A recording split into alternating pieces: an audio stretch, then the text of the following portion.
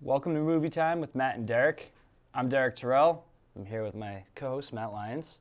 And today we're going to be talking about all the best movies of 2025, what we thought of 2025 as a year in entertainment, and many more things. Matt, let's start out. What did you think about 2025 as a year for movies? 2025 was a really, really interesting year.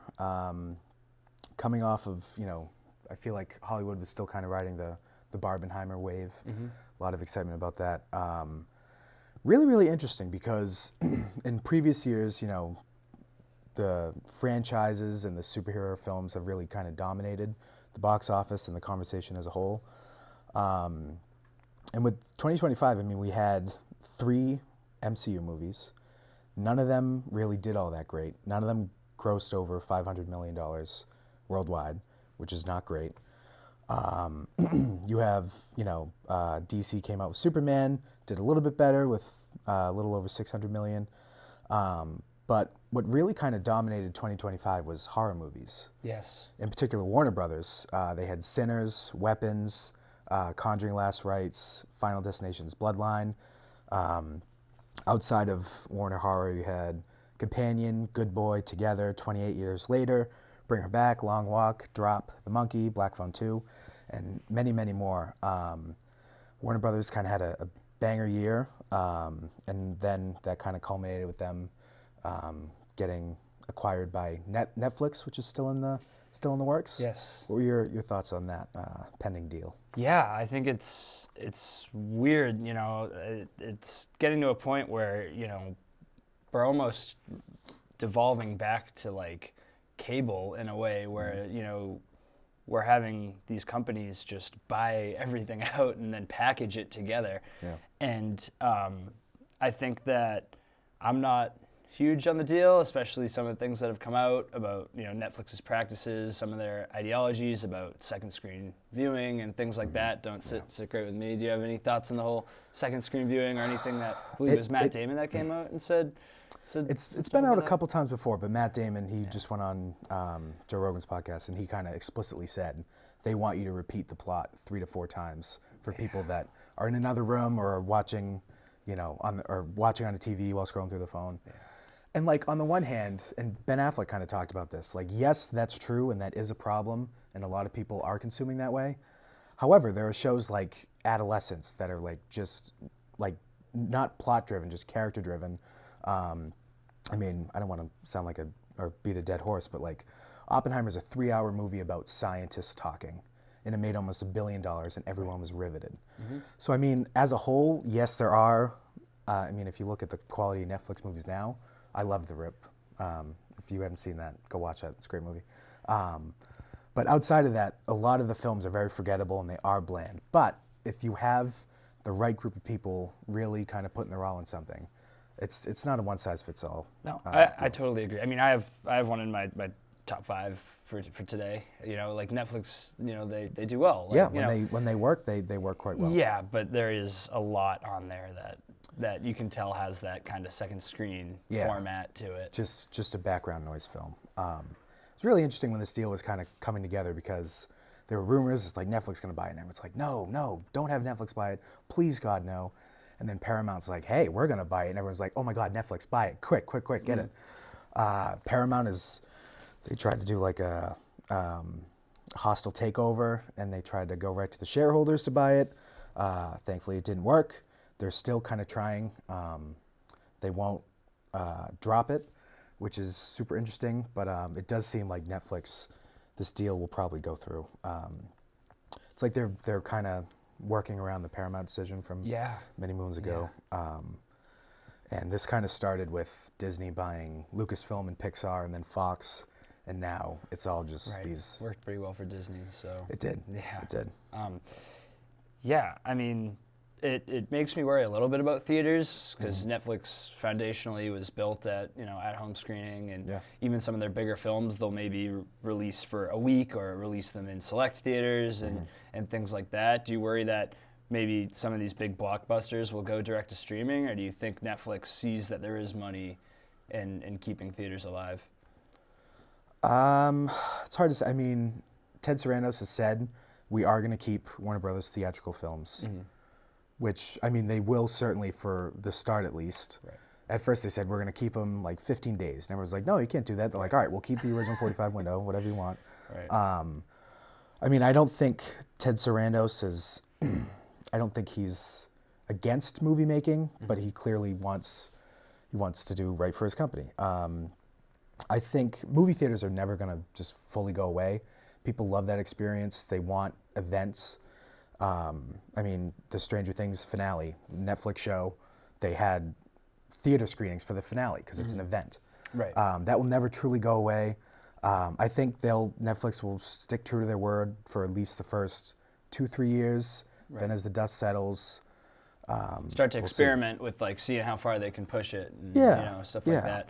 I agree. I don't think movie theaters will go away. I think movie theaters are kind of evolving into an experience thing, and I think that like started, even if we didn't know it at the time, so simply with like having the deluxe chairs and being able to get food, and I think that it's becoming less of, go to the movies for $10 as something to do, and more of an experience and more of something that you want to make an event out of. And I think that's why especially these big tentpole movies will always still be in theaters, because there is money in it and there is a sense of, having a release date that everyone's trying to get tickets for, and having the build up to that. It doesn't hit quite the same if everyone's at home. Right, being together with the group of people all super excited for a new release.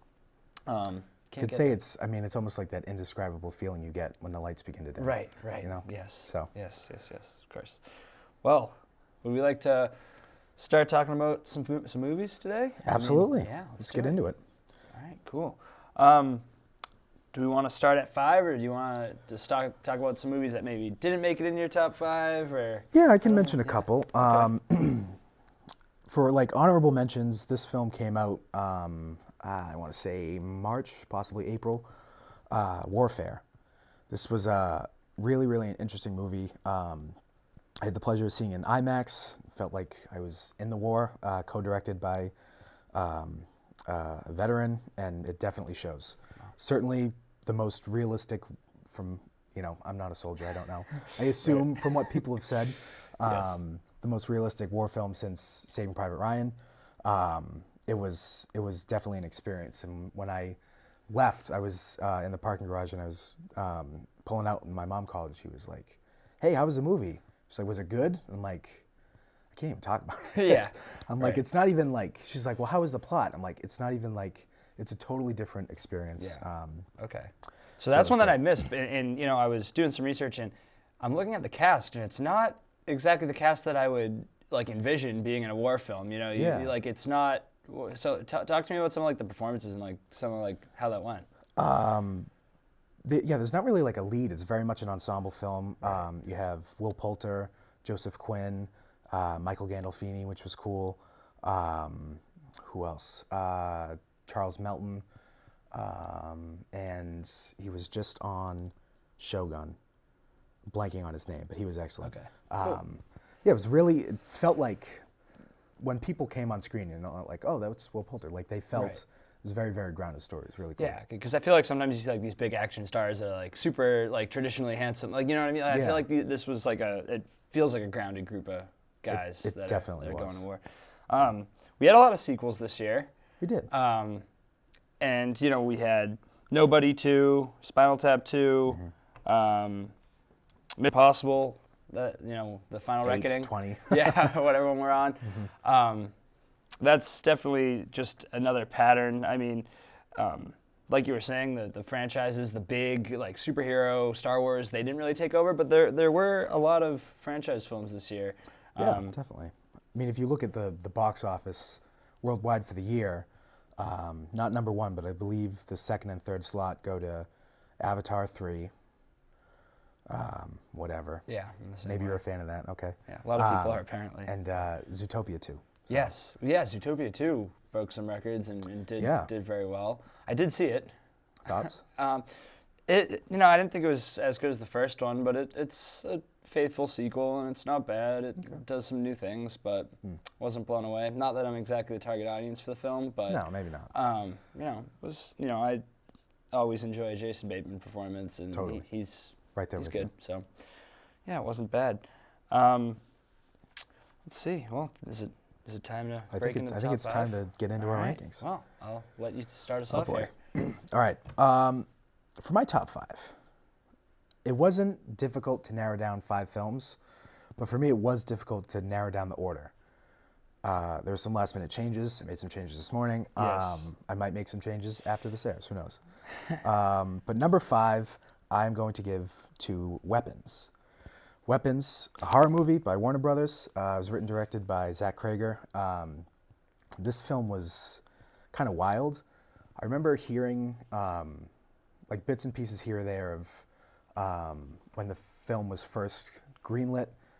I wasn't really familiar with Zach Cregger. I thought it was an IP because they're like, oh, the Weapons movie by Zach Cregger. I'm like, oh, is that a video game? I don't know. Oh, right. And then it was a long time coming. Originally, Pedro Pascal was cast in the Josh Brolin part, and then the writer's strike happened and the actor's strike happened. He ended up stepping away because he's in a million other things, which is great. But then the film finally came out. There was all this buzz around it, and it was great. I saw this in the theater. It was excellent. It was scary.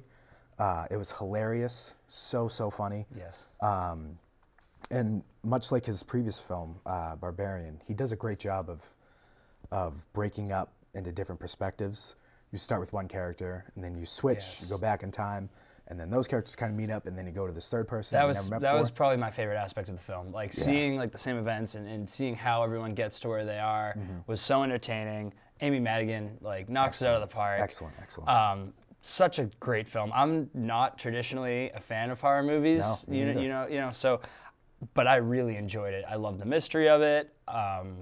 The visual elements, the way the kids run, like the directing. It's super creepy and great. The performances are excellent, and yeah, that kind of nonlinear storytelling is a really fun way to tell a story like this. And, even though a lot of things are explained, a lot of times horror movies have a lot of success off of not kind of explaining how things get to one spot or another, and it's kind of the shock. I don't think it loses much of like the horror of it. Knowing more and being able to see what's going on doesn't make it any less scary or any less intense, and I think it succeeds in that way. Definitely. It was a fun movie, and you mentioned the kids running, and I saw this with my sister, and right when we were leaving the theater, we both had the same thought, and we just started running like that outside, which was so stupid because like 3 other people did it, and I was like, oh, I thought that was my idea. Right. But yeah, great movie. I also am not really a horror movie person, but this film's kind of undeniable. Yeah. So that's my number 5 pick. What is your number 5 pick? My number 5 pick, and I'm not sure if this is higher for you or not, but it's One Battle After Another. Okay. That breaks into number 5 for me. There's so many things that were fun about this movie. There's a lot of just absurdity, which is so much fun. I think Leonardo DiCaprio's performance is amazing. I think he's so much fun in this. I love how things kind of just happen to him, and like the plot kind of moves him along, but not in a way that feels cheap or like, plot devicey at all. It's, his, like the running gag of him not being able to remember the different call and responses, and he's like high when the people attack his house, and it's so funny, and the supporting cast is fun and crazy and insane in all the best ways. Sean Penn's performance is disgusting in a league of its own. And it was he does a crazy good job of being this creepy general or colonel. He's a colonel. Yes. Colonel Lockjaw. Colonel Lockjaw. What right. just a great villain. Yeah. Same with Amy Madigan in Weapons. Like Yes. a few things are as satisfying as just a good villain. Well acted, and villains that like their whole objective isn't to just like get power or like they have an objective that is like based in like themselves and like their self-interests in a way that isn't like just pure like I want to rule the world or I want more power. It's like some messed up reason for why they're doing what they're doing, and it makes them really creepy. And I think a lot of kind of the different action scenes are fun and really good. There's a lot of chase scenes. There's a lot of great like one-ers in the film too. It's shot amazingly. I love like the long hallway shots, and a lot of the oneers really encapsulate like the chaos of everything that's going on. Totally. So, yeah. Yeah. Spoiler alert, you'll be hearing us talk about that movie again in a couple minutes. Do you want to do your number 4, or is it time for my number 4? Okay. We can like snake snake draft. We can do whatever we want. Yeah, all right, let's do it that way. So at number 4, I have Wake Up Dead Man. Okay. Yeah. Alrighty. Yep. I alluded to the fact that a Netflix film would be in my top 5. That's right. It wasn't the Netflix film I thought it was going Really? to be. Okay. Yeah. All right, yeah. Wake Up Dead Man. I think that it's an amazing film. Our review from years ago of Knives Out is up. I've dramatically shifted my feelings on that movie. Interesting. I've like rewatched it a lot. I think that I was like disappointed by the way the film was advertised, but Knives Out, I've come around on it. I actually still think that Glass Onion is the strongest of the 3. Really? I really like Glass Onion, but this one was fun and amazing, and I really liked what it did. The performances are great. I love the way they tackle religion, and they don't take a hard stance on it, which I really enjoy. They show kind of the ways that people can fall victim to it and go into financial debt, or believe that there are things that can happen that can't, and be manipulated by different people in power and religion. But then they also show how people in that infrastructure can help others and really be there for people, and what it means to the lead to be a priest and preach and help people the way he does. And classic Rian Johnson Knives Out film. Everyone's greedy. Everyone wants the treasure. I think that the mystery is executed in a really fun way, and the solution's satisfying. And the scene where Benoit Blanc has the opportunity to out what happened and resolve the story and have that big moment like he has in the other 2 films, where he breaks down everything that happened, and he doesn't, because he knows that that's not in his best interest and in the best interest of the characters and in whose lives it affects if he just outs the whole story. And instead you get to see it resolved in its own way, which is unique from the first 2 films, and I really enjoyed that about it as well. Yeah, I love this movie. I'm not the biggest fan of the first 2 Knives Out, so this was actually my favorite of the trilogy. I think they actually kind of delved into Benoit Blanc's character, which they haven't done in the previous 2 movies. Josh O'Connor's great in it. The supporting cast is excellent. They have an interesting. Rian Johnson has an interesting way of writing. Of like, if you look at the poster or you look at like the opening scenes of each character introduction, you're like, all right, so they did it. Right. They did it. And then as the movie goes on, you're like, well, maybe they didn't. Oh, maybe it's this person. And then at the end, it's like, oh, it was my initial thought, right. Which is really interesting. Yeah. But yeah, I think visually it's the strongest of the 3. The way the light would, or the sun would kind of like go up or down in the glass. Totally. You could see the shadows. It was really, really interesting. Yeah. I like that. Yeah, like you said, Josh O'Connor was amazing. I mean, the way he played that character, the morality of it, and when he realized he was like going too far, and you see that he like broke the Jesus statue without like even thinking about it, and then he does such a great job. And Josh Brolin's hilarious too. He's really funny in it, and yeah, I like you said, like it's just never that simple. Like I love how it's never just this person did it. Like it was a combined effort, and there's all these variables, and things go wrong during the process, and it can kind of lead you to think something happened that didn't because of something that went wrong in the killer's process. So yeah, that was my number 4 is Wake Up Dead Man. Very nice. My number 4 is another horror movie. This is Bring Her Back. This is written and directed by Michael and Danny Philippou. They, some of you may know them from their YouTube channel, Raka Raka. They had this very successful, very like zany, over-the-top YouTube channel, with just ridiculous action. I remember we watched it a lot as kids. We watched it a lot as younger. kids. We would quote it all the time. Absolutely. In our like early teens, like it's hilarious. It was very funny. Really funny for us, and I still every once in a while will watch some of those videos and get a good laugh. Yeah, it takes you back to childhood days. Yes. But they have this is their second film. They did Talk to Me. I think that came out in 2021. 2023, and that was an excellent horror movie. They do, and it shouldn't be a surprise based on the stunts and the prop work they've done in their YouTube days. They do like really gruesome and grotesque moments so well. I'm not a horror fan, but I'm not someone that really gets scared by it. Okay. But I had to look away a couple times because this, in terms of things that happen, the story is really interesting. I love Talk to Me. That was one of my favorite movies of the year it came out. That was kind of like almost like a pop kind of like horror movie, where it's really current, focused on young people, and it had like party elements to it, and it had like a good pace. It felt like a kind of a natural horror movie, even though it was really well done.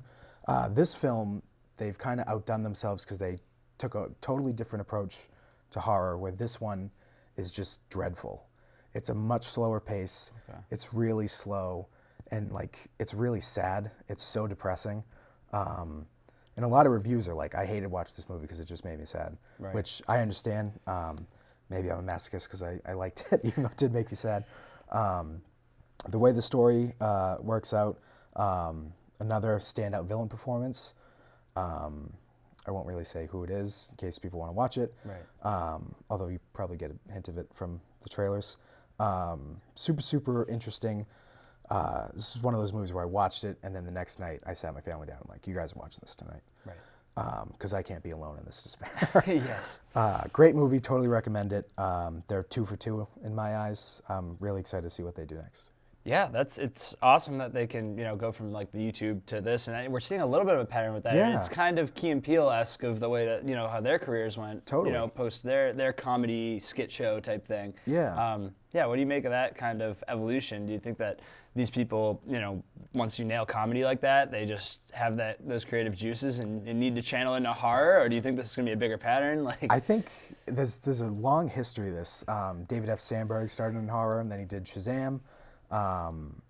And like you mentioned, Key and Peele, there is Zach Cregger started in comedy before he went to Barbarian. It's interesting. I think the beats in the story of tension and release between comedy and horror, they're very, very similar. The setup to a joke and then the punchline is kind of similar to building up the tension and then delivering on a scare, whether it be a jump scare or something else. Right. Yeah, it's really interesting that they can kind of do both these things and excel in both of them. Absolutely. Yeah. You ready to move on to your number 3 spot? Yeah. God, another depressing movie. 2025 was a pretty good year. This film, probably like the smallest scale of any of them. If I Had Legs, I'd Kick You. This was a movie that was instantly put on my radar because it stars one of my heroes, Conan O'Brien. I'm a massive Conan fan. And similar to Weapons, like you hear like rumors about this film and you're like, Conan's going to be in a dramatic movie. It's like, oh my God, that's going to be awesome. And then you see like one image for its poster from Sundance, and then you hear the reaction, and then it kind of ultimately comes out.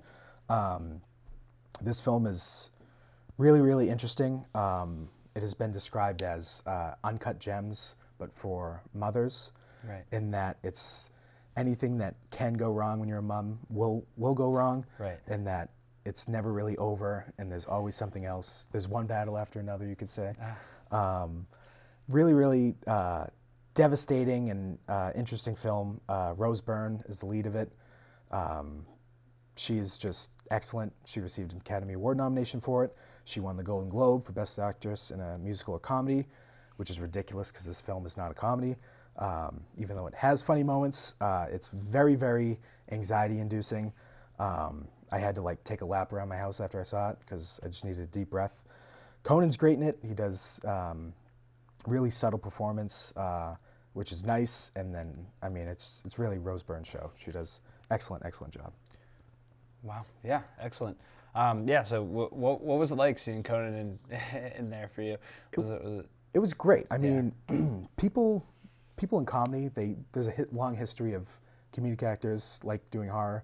They do excellent in drama. Yes. Robin Williams, one of the best dramatic actors ever. Yes. I always kind of assumed that he kind of had that in him. He's mentioned films like here and there on his podcast or his show. Right. He clearly has good taste in movies. Yeah. And it was cool to see him not do like this zany, wacky character and just be a real frustrated and a terrible, terrible therapist. Right. He's awful at his job. Yes. I do think it's fascinating. A lot of times these actors that will go from comedy to drama will talk about how much easier it is to do drama than it is to do comedy, which is always fascinating when they go out and say that, because it's hard to be funny, but these dramatic scenes just seem like they have so much intensity that like how could it be harder to like crack a joke, but like it can be. So it's always fascinating when you get that perspective. Totally. And I hear people, another dramatic performance from a comedy actor, Will Arnett, in Is This Thing On? Yes. Even though he trained as a dramatic actor and kind of got sidelined by comedy. It's interesting. I've heard actors say that it's hard to kind of be funny, because when you're funny, you're over the top. It's hard to do over the top while being grounded. Right. Because if you kind of lose the reality of the character, then you lose the audience. Totally. So I think that might be part of it, based on what other better actors have said. Right. Well, I'll move on to my number 3 spot. Yes. And it is, we already discussed Weapons. So we already discussed Weapons. But yeah, it made it up to number 3 for me. Nice. Excellent film. Love the mystery of it. Love the nonlinear storytelling.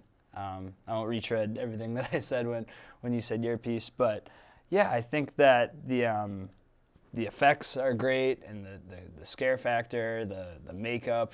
Yep. A lot of makeup. A lot of makeup. And the performances, even by the child actor, was really good. Yeah. So really impressive. I feel so bad for that poor little boy. Yeah, that poor kid, man. Yeah, that was the scenes with his parents and his aunt. Very creepy. Very, very creepy. Horrific.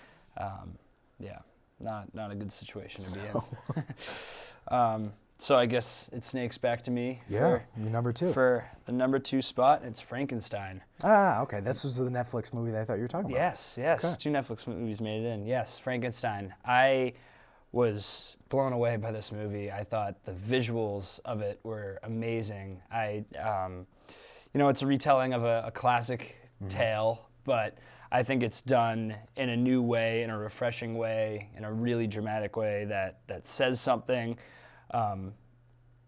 This film doesn't have exactly the same non-linear storytelling that Weapons has, but it does go from one perspective to another in a unique way, where you hear the first half of the movie is from the perspective of Frankenstein, and then the second half is from a different perspective.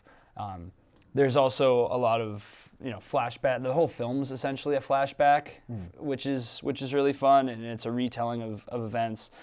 The scenes of the experiments and the scenes of the creation of Frankenstein's monster are amazing.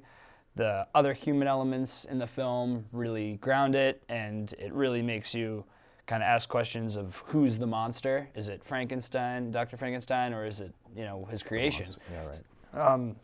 So I loved it. I thought it was amazing. Oscar Isaac, Jacob Elordi, excellent, loved it. Yeah, and it's fun when you hear Jacob Elordi say that. Some hater tweeted one time, it's like, Jacob Elordi has no acting talent. He's like a walking wooden plank. Only thing he could play is Frankenstein's monster.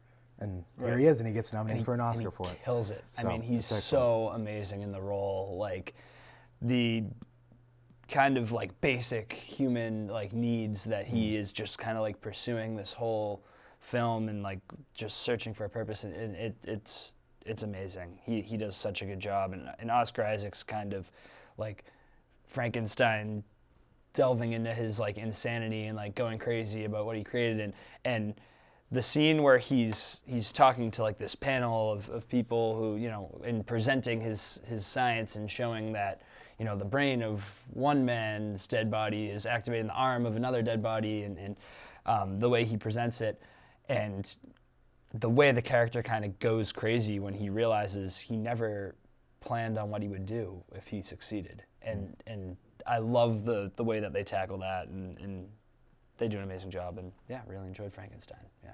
Nice. Guillermo del Toro always does a great job with his sets. The visual aspect of the film was amazing. Yeah.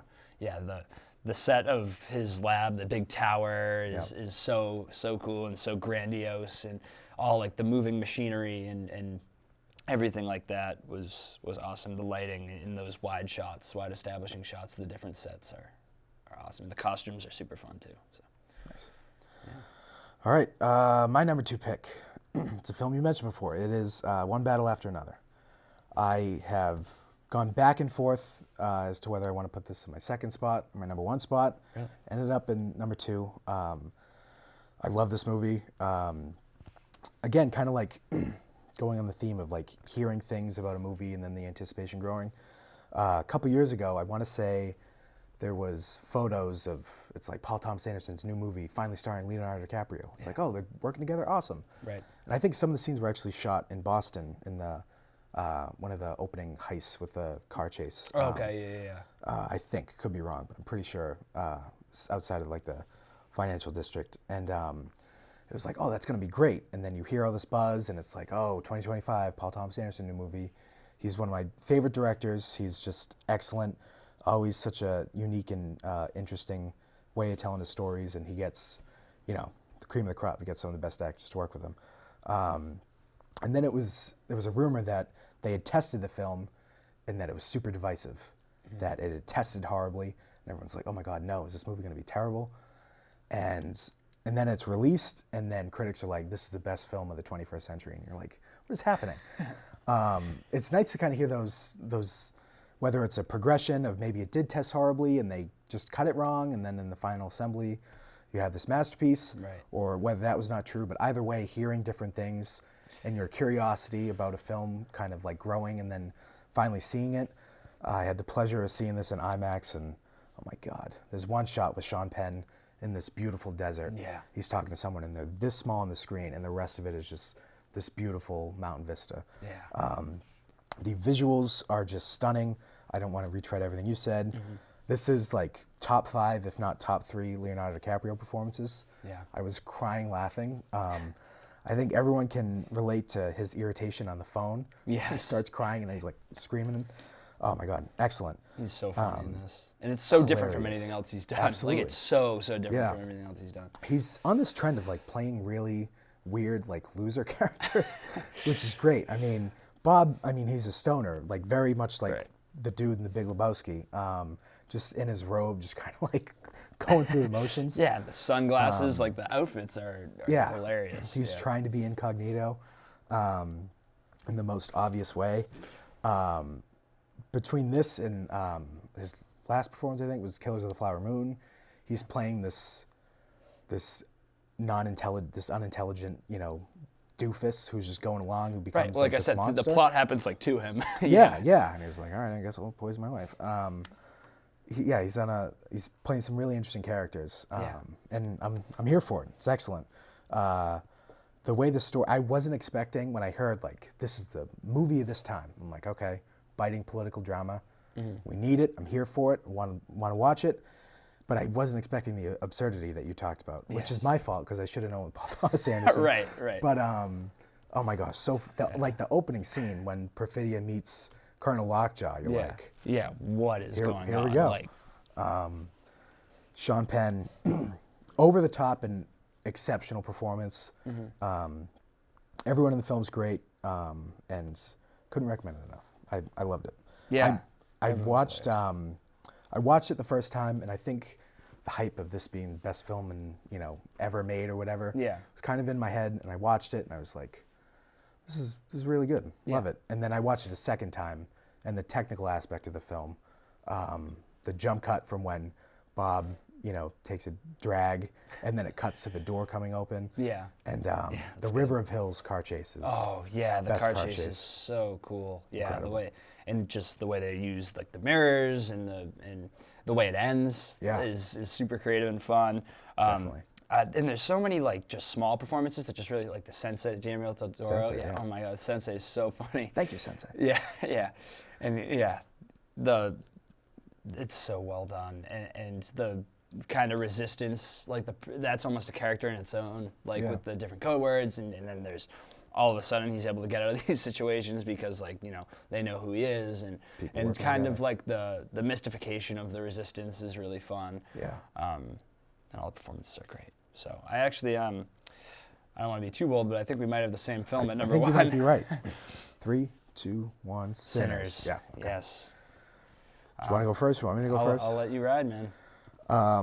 This film's excellent. when the trailer was first released, I was like, Michael B. Jordan playing vampires? I didn't even watch the trailer. I'm like, nah, and I just kind of scrolled past it. And then I kept hearing these things about it, and then I saw it at the Chinese theater in IMAX, and I was blown away. It was absolutely incredible. To have, a horror movie that has vampires, but it's really about, music and black culture in a lot of ways, and the way that you can take such a sophisticated, you can take these two topics that wouldn't match in a lot of ways and create such a sophisticated thesis around it, about vampirism and taking from another. And I mean, I could go, like, this film I think will be talked about for a very long time. I saw this movie 5 times, I think 2 times in theaters and then 3 times when it was out on digital. The visuals, another IMAX film, and it certainly shows. So good. The musical sequence that everyone talks in the film, I loved watching other people's reaction to that, because at first, like, there's an electric guitar, this is deep, what's happening? And then by the end of that, like, 2 minutes, you're like, this is mind-blowing. Yes. Excellent movie. The music is incredible. The sound design is exceptional. There's one part when there's a character singing, and there's characters in the back that are beating up someone that was accused of cheating. Yeah. And the stomps to the music sync up to them. I almost stood up and started dancing. It was incredible. Yeah. Love this film. Editing's amazing. I mean, yeah, Ryan Coogler, man. Yeah, it's just so good, and the setting and the way that the characters are introduced, and Michael B. Jordan, the way he plays the twins, is so amazing, and like you see like kind of the differences in them. They also like color code them. Don't ask me which one's which, but Smoke and Stack. Yeah, it's just so well done, and the acting's so good, and the shots, like the sunrise and over the lake, and it's just a beautiful film to look at. Absolutely. And yeah, kind of like it's also kind of like a mobster film, like a little bit. Yeah. Like it's just like you said, like combines all these elements to say something so profound. Where I don't think a lot of filmmakers could turn like a mobster, vampire, musical like movie into something that has so much to say, and I think it's just so well done. Totally agree. And I mean, Ryan Coogler, he's on top of the world. This film was in theaters for a very long time, and it just kept raking in the money. Yeah. It was a very expensive film, given that it was not one Michael B. Jordan, but 2 Michael B. Jordans. Right. IMAX. Very, very large in scale, and it more than got its money back. And then Ryan Coogler's deal, a lot of people have been talking about, because he had this original idea, pitched it, and sent it out to various studios, and there was kind of a bidding war. Warner Brothers ultimately won because they gave him final cut, full creative control. They also, agreed to the budget, and he got first dollar gross, so he himself made boatload of cash from it. And probably most importantly, I can't remember the last time this was done. After 25 years, the ownership of the film and the rights revert back to him and his family, which is incredible. Yeah. What an amazing deal. I'm happy for him. Yes. I hope, I don't know who else can kind of make a deal like that. Maybe a Christopher Nolan, maybe a Denis Villeneuve, but they're kind of working in like the IP world at some point. So I don't know, but I think he's kind of setting an excellent example, and what a great film to do it on. Yeah. So happy for him. So happy that it's this film, and it just shows the confidence he had in the script, that and in the project, and when you have that conviction and something's that good, and you just make it that good and just go all in, like, it just shows, and that's why you get the best film of the year. That's how it happens, and that's why you break records with Oscar nominations. That's right. All right. Well, those are our top 5s. That's it. Well, 2025 was a fun year for movies, a little different than some of the films and years of film in the past. Thank you for joining us on Movie Time with Matt and Derek, and tune in for another episode soon.